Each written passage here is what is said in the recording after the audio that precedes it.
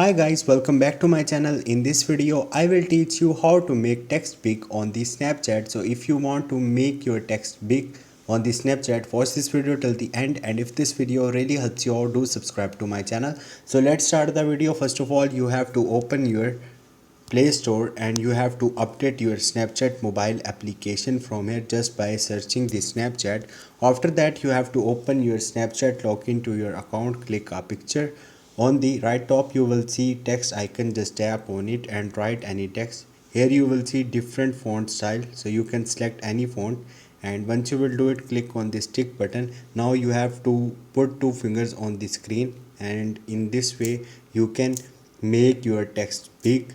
As you can see, it's big now. You can also transform it according to your choice. So this is the simple way to make text big on the Snapchat. Hope this video will helpful for you. If you have any question or any confusion, just drop a comment. I will try to help you. Thank you.